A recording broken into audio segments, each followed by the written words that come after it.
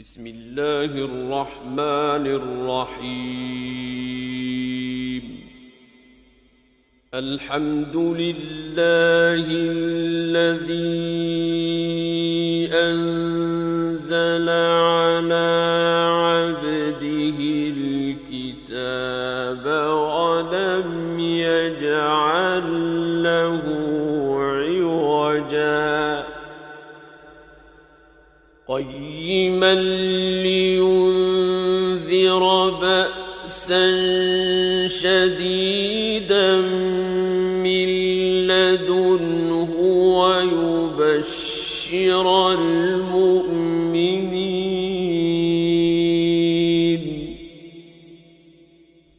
ويبشر المؤمنين الذين يعملون الصالحات أن لهم أجرا حسنا ماكثين فيه أبدا وينذر الذين قالوا اتخذ الله ولدا ما لهم به من علم ولا لآبائهم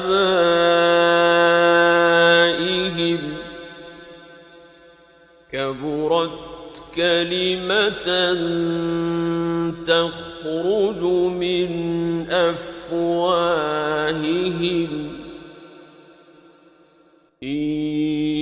يقولون إلا كذبا فلعلك باخع نفسك على آثارهم إن لم يؤمنوا بهذا الحديث أسفا إنا جعلنا ما على الأرض زينة لها لنبلوهم أيهم أحسن عملا وإنا لجاعلون ما عليها صعيدا جرزا أم حسبت أن أصحاب الكهف والرقيم كانوا من آياتنا عجبا إذ أوى الفتية إلى الكهف فقالوا ربنا آتنا من لدنك رحمة وهيئ لنا من أمرنا رشدا فضربنا على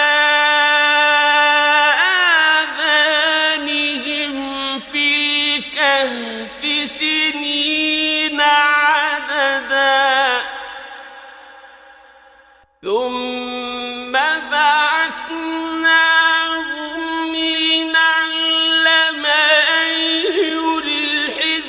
الحزبين أحصى لما لبثوا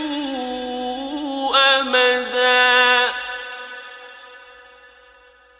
نحن نقص عليك نبأهم بالحق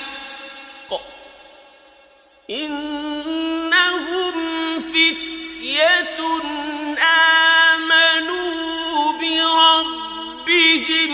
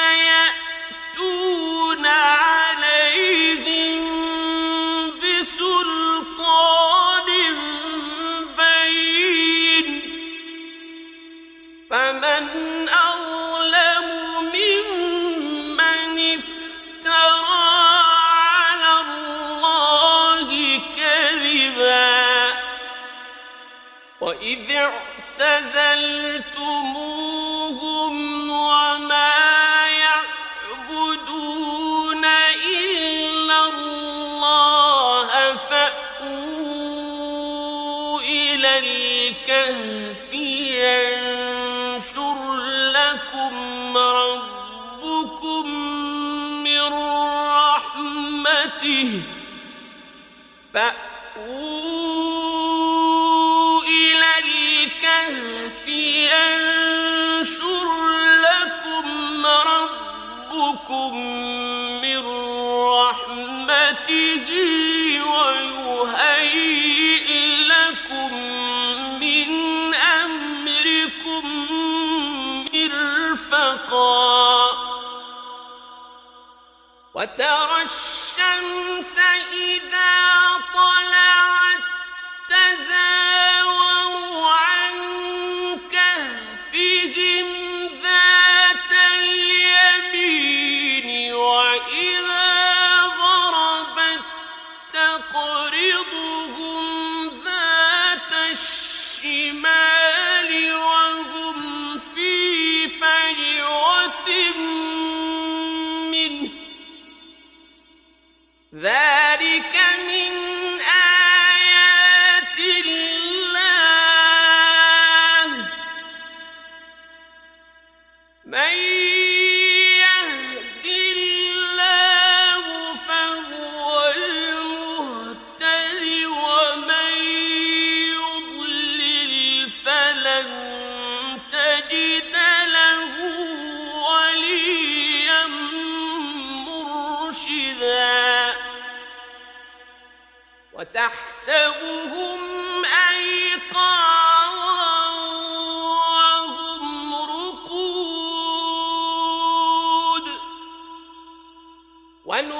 ونقلبهم ذات اليمين وذات الشمال وكلبهم باسط ذراعيه بالوصيد لو اطلعت عليهم لوليت منهم فرارا ولملئت منهم رعبا وكذلك بعثناهم ليتساءلوا بينهم قال قائل منهم كم لبثتم قالوا لبثنا يوما أو بعض يوم قالوا ربكم أعلم بما لبثتم فابعثوا أحدكم بورقكم هذه إلى المدينة فلينظر أيها أزكى طعاما فلينظر أيها أزكى طعاما فليأتكم برزق منه وليتلطف ولا يشعرن بكم أحدا إنهم إن يظهروا عليكم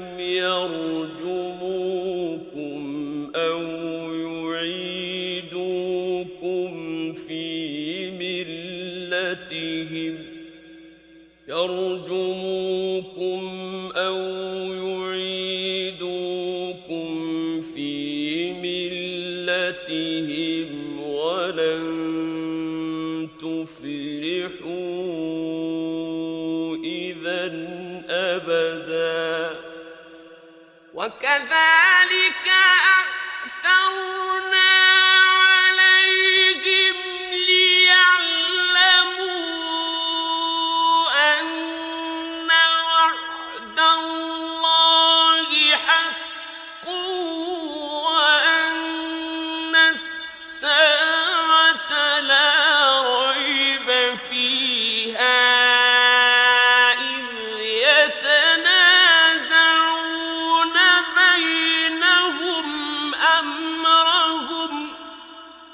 فقالوا ابنوا عليهم بنيانا ربهم أعلم بهم قال الذين غلبوا على أمرهم لنتخذن عليهم مسجدا سيقولون ثلاثة رابعهم كلبهم ويقولون خمسة سادسهم كلبهم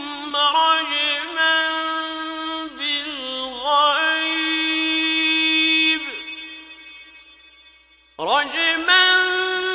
بالغيب ويقولون سبعة وثامنهم كلبهم قل ربي أعلم بعدتهم ما يعلمهم إلا قليل فلا تمار فيهم إلا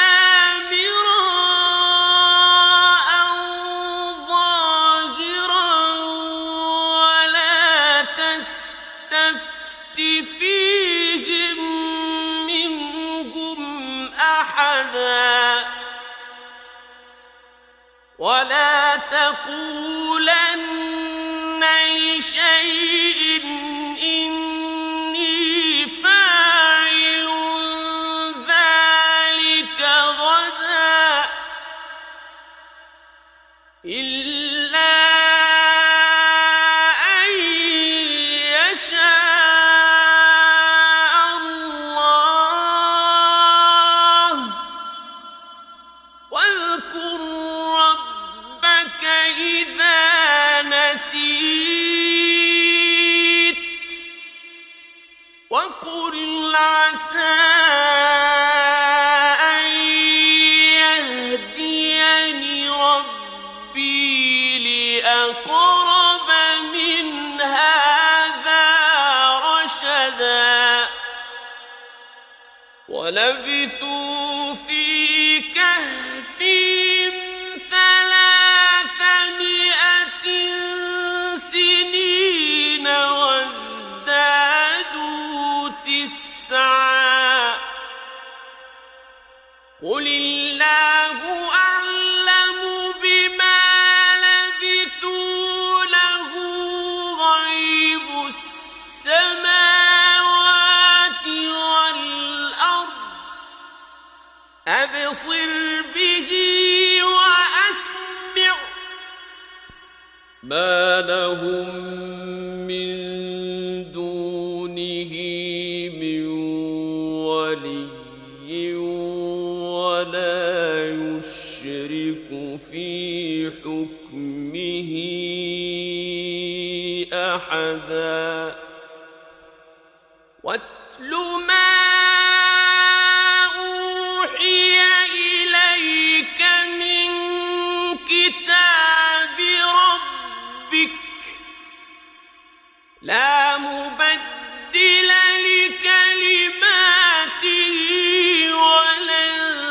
تجد من دونه ملتحدا واصبر نفسك مع الذين يدعون ربهم بالغداة والعشي يريدون وجهه ولا تعد عيناك عنهم تريد زينة الحياة الدنيا ولا تطع من أغفلنا أغفلنا قلبه عن ذكرنا واتبع هواه وكان أمره فرطا وقل الحق من ربكم فمن شاء فليؤمن ومن شاء فليكفر إنا أعتدنا للظالمين نارا أحاط بهم سرادقها وإن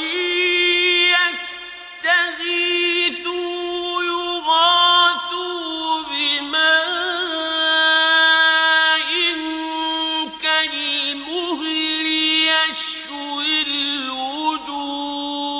الوجوه بئس الشراب وساءت مرتفقا إن الذين آمنوا وعملوا الصالحات إنا لا نضيع أجر من أحسن عملا أولئك لهم جنات عدن تجري من تحتهم الأنهار يحلون فيها من أساور من ذهب يحلون فيها من أساور من ذهب ويلبسون ثيابا خضرا من سندس واستبرق ويلبسون ثيابا خضرا من سندس واستبرق متكئين فيها على الأرائك نعم الثواب وحسنت مرتفقا واضرب لهم مثلا رجلين جعلنا لأحدهما جنتين من أعناب وحففناهما بنخل وجعلنا بينهما زرعا كلتا الجنتين آتت أكلها ولم تظلم منه شيئا وفجرنا خلالهما نهرا وكان له ثمر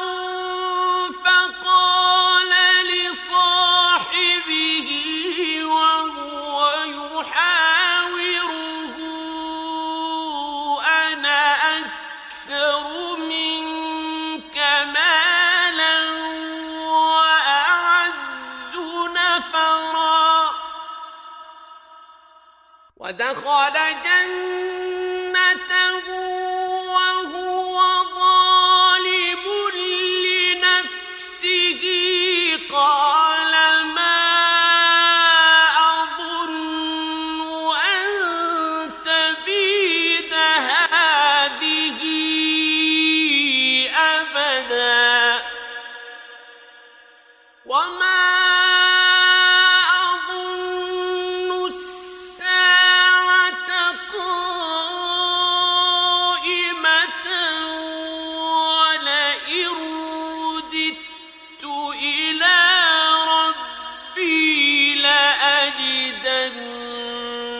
خيرا منها منقلبا قال له صاحبه وهو يحاوره أكفرت بالذي خلقك من تراب ثم من نطفة ثم سواك رجلا لكن هو الله ربي ولا أشرك بربي أحدا ولولا إذ دخلت جنتك قلت ما شاء الله لا قوة إلا بالله إن ترني أنا أقل منك مالا وولدا فعسى ربي أن يؤتيني خيرا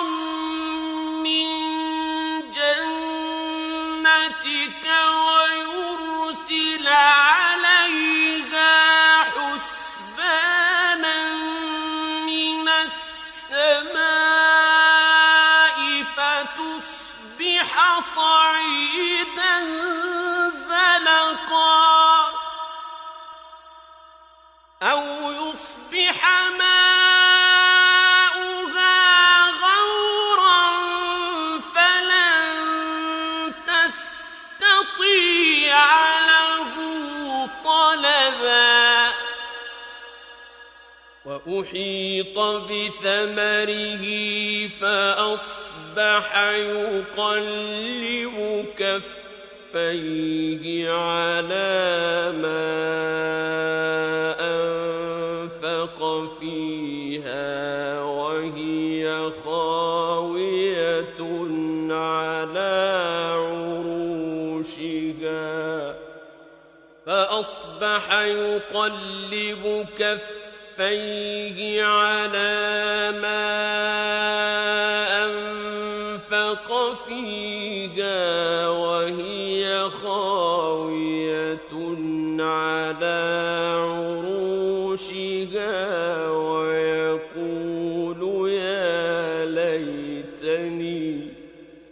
ويقول يا ليتني لم أشرك بربي أحدا ولم تكن له فئة ينصرونه من دون الله وما كان منتصرا هنالك الولاية لله الحق هو خير ثوابا وخير عقبا واضرب لهم مثل الحياة الدنيا كماء أنزلناه من السماء فاختلط به نبات الأرض فأصبح هشيما تذروه الرياح وكان الله على كل شيء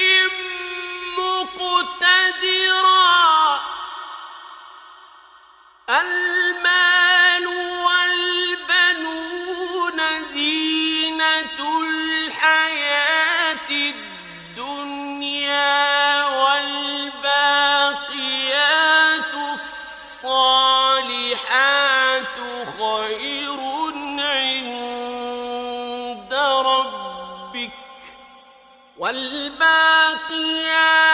الصالحات خير عند ربك ثوابا وخير أملا ويوم نسير الجبال وترى الأرض بارزة وحشرناهم فلم نغادر منهم أحدا وعرضوا على ربك صفا لقد جئتمونا كما خلقناكم أول مرة بل زعمتم أن لن نجعل لكم موعدا ووضع الكتاب فترى المجرمين مشفقين مما فيه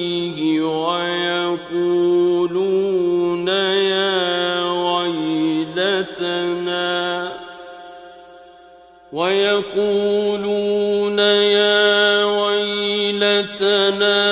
ما لهذا الكتاب لا يغادر صغيرة ولا كبيرة إلا أحصاها ووجدوا ما عملوا حاضرا ولا يظلم ربك أحدا وإذ قلنا للملائكة اسجدوا لآدم فسجدوا إلا إبليس كان من الجن ففسق عن أمر ربه أفتتخذونه وذريته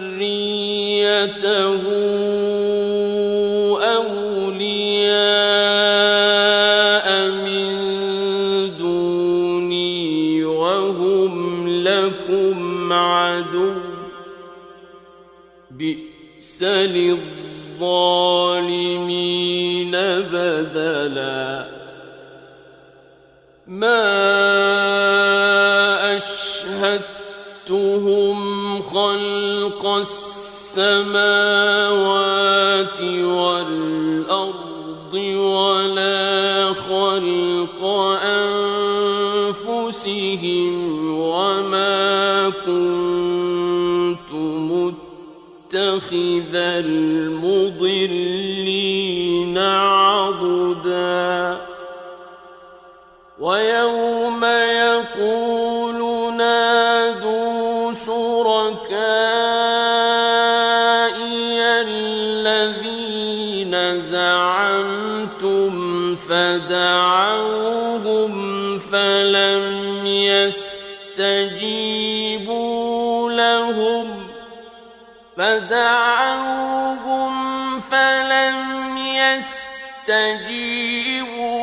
لهم وجعلنا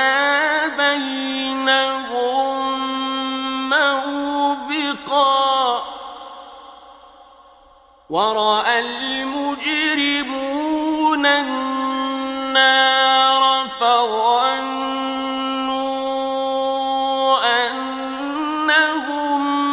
مواقعوها ولم يجدوا عنها مصرفا ولقد صرفنا في هذا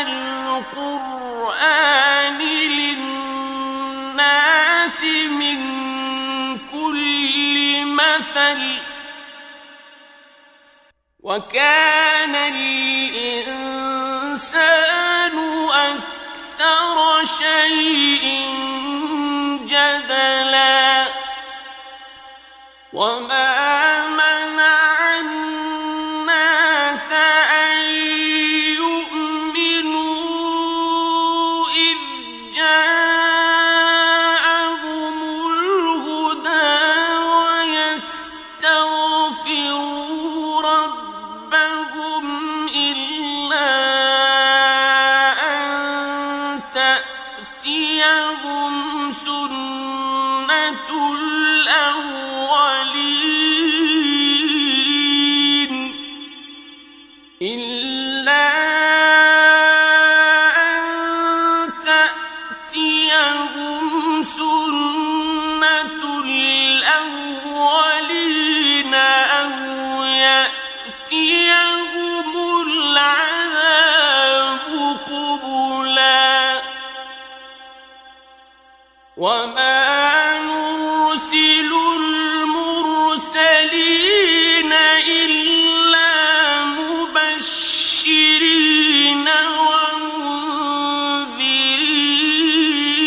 ومنذرين ويجادل الذين كفروا بالباطل ليدحضوا به الحق واتخذوا آياتي وما أنذروا هزوا ومن أظلم ممن ذكر بآيات ربه فأعرض عنها ونسي ما قدمت يداه إنا جعلنا على قلوبهم أكنة أن يفقهوه وفي آذانهم وقرا وإن تدعوهم إلى الهدى فلن يهتدوا إذا أبدا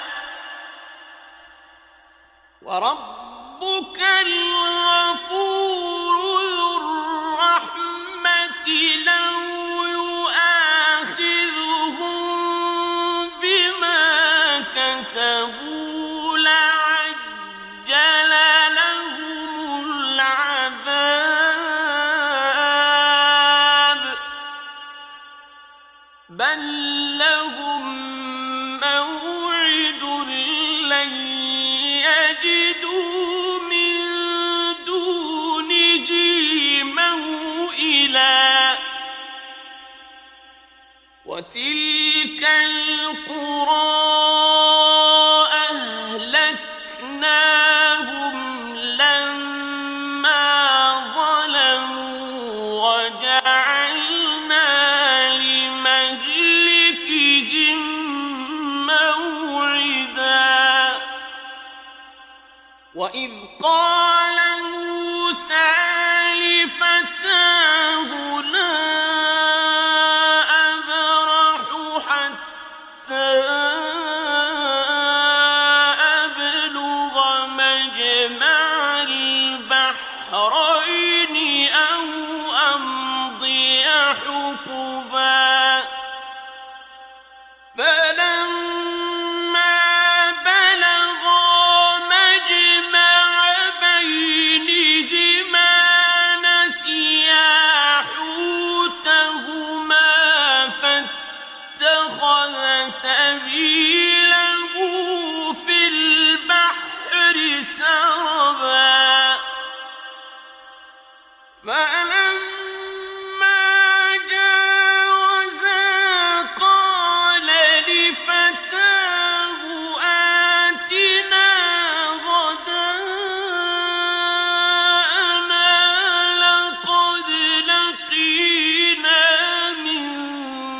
سفرنا هذا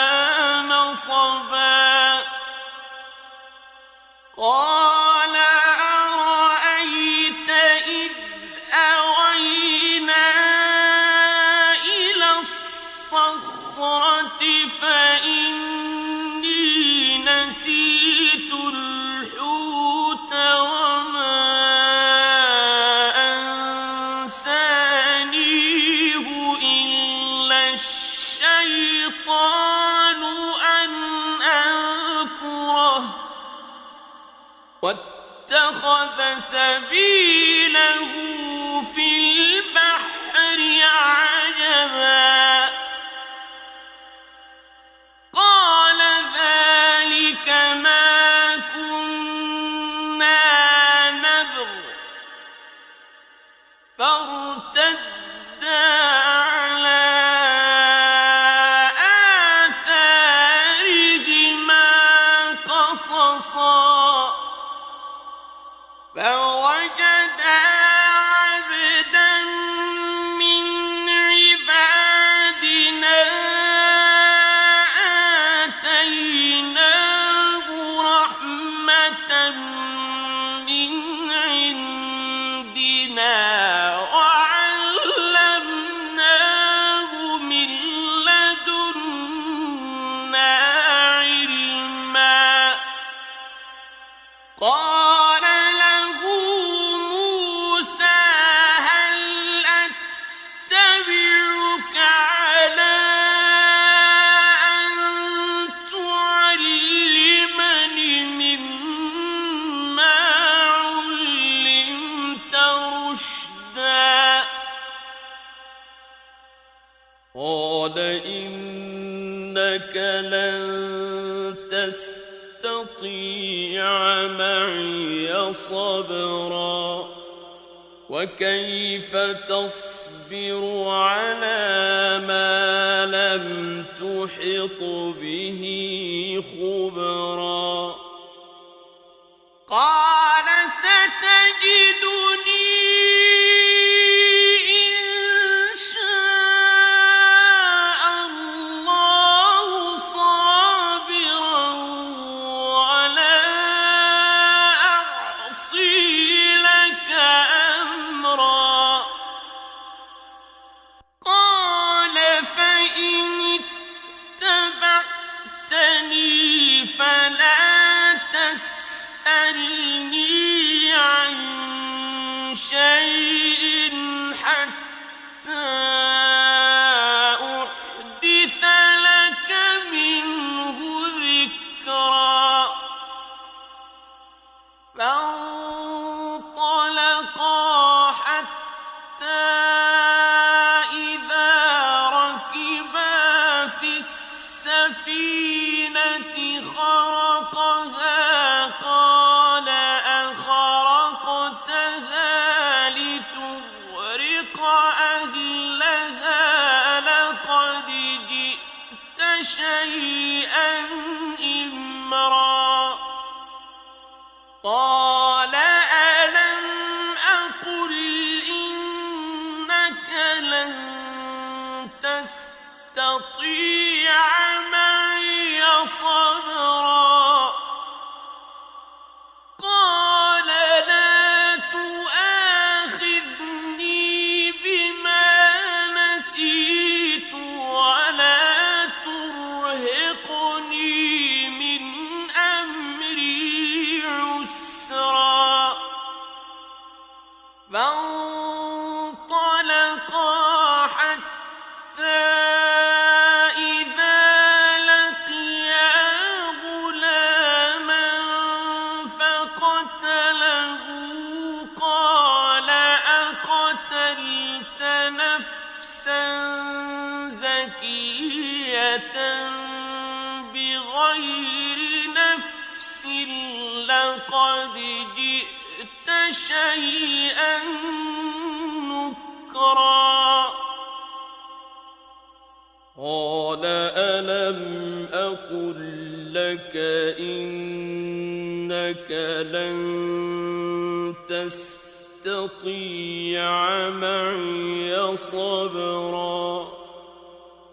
قال إن سألتك عن شيء بعدها فلا تصاحبني قد بلغت من لدني عذرا فانطلقا حتى إذا أتيا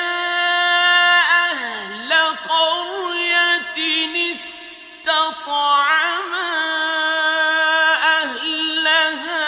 فأبوا أن يضيفوهما فوجدا فيها جدارا يريد أن ينقض فأقامه قال لو شئت لاتخذت عليه أجرا قال هذا فراق بيني وبينك سأنبئك بتأويل ما لم تستطع عليه صبرا أما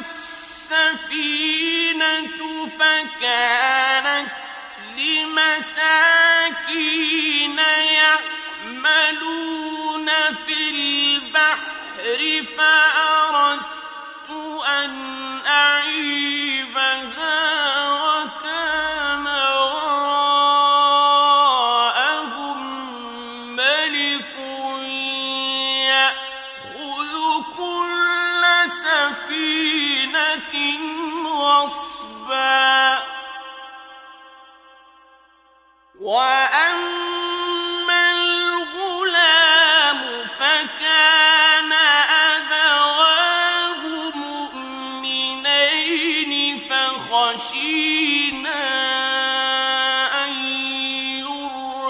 يرهقهما طغيانا وكفرا فأردنا أن يبدلهما ربهما خيرا منه زكاة وأقرب رحما وأما الجدار فكان لغلامين يتيمين في المدينة وكان تحته كنز لهما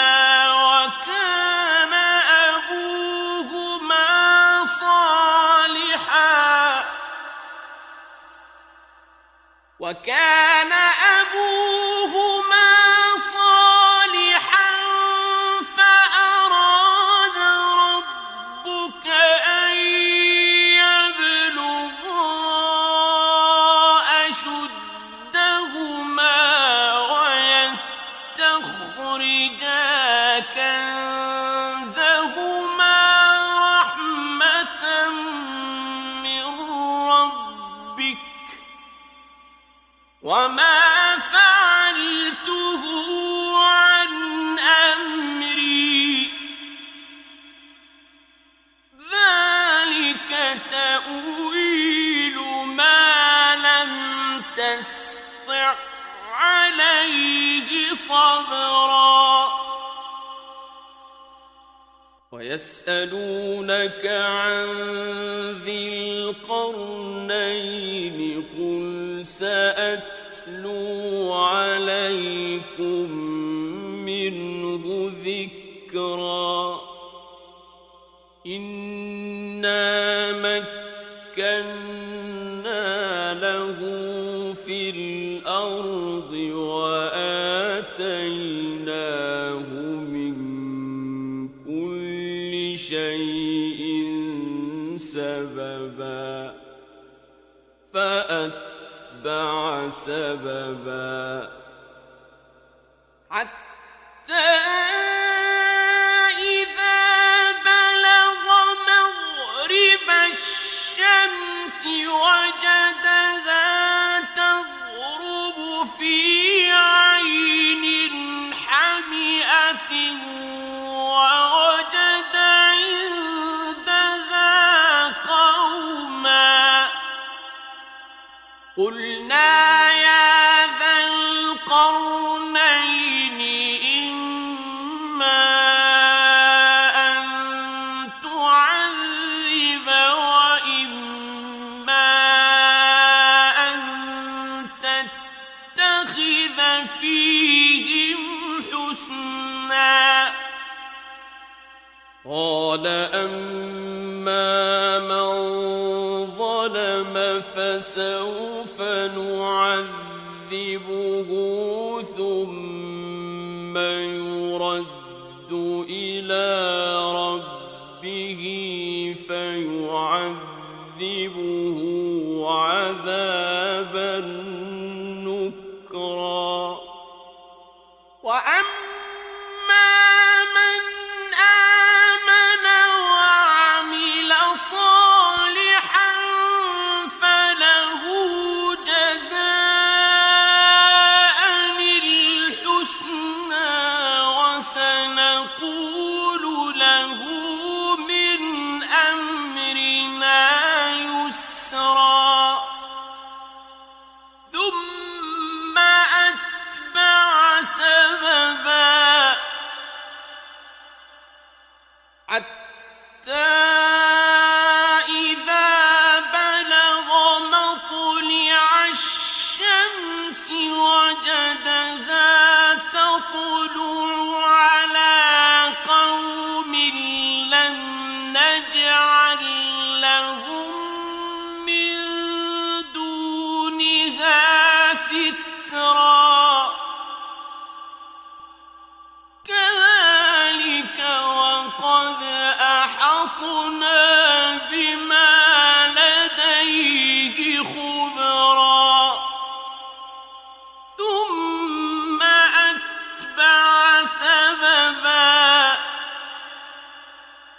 حتى إذا بلغ بين السدين وجد من دونهما قوما لا يكادون يفقهون قولا قالوا يا ذا القرنين إن يأجوج ومأجوج مفسدون في الأرض فهل نجعل لك خرجا على أن تجعل بيننا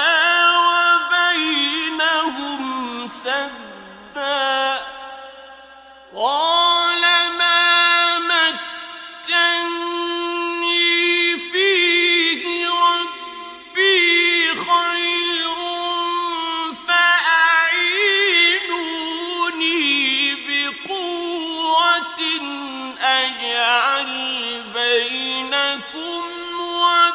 وبينهم ردما آتوني زبر الحديد حتى إذا ساوى بين الصدفين قال انفخوا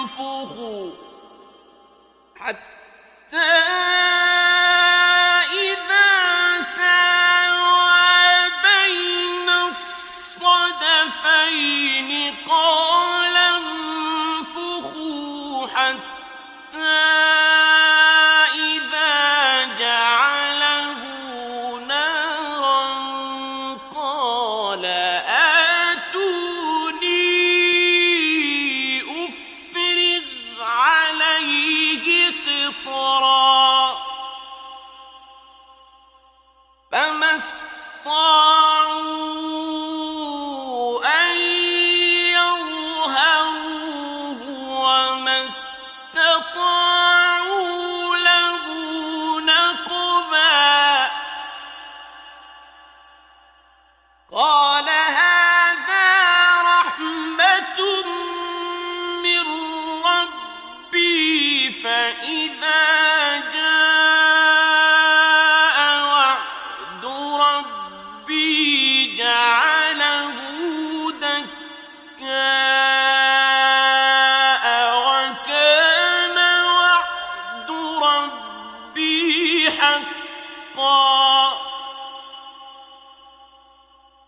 وتركنا بعضهم يومئذ يموج في بعض ونفخ في الصور فجمعناهم جمعا وعرضنا جهنم يومئذ للكافرين عرضا الذين كانت أعينهم في غطاء عن ذكري وكانوا لا يستطيعون سمعا أفحسب الذين كفروا أن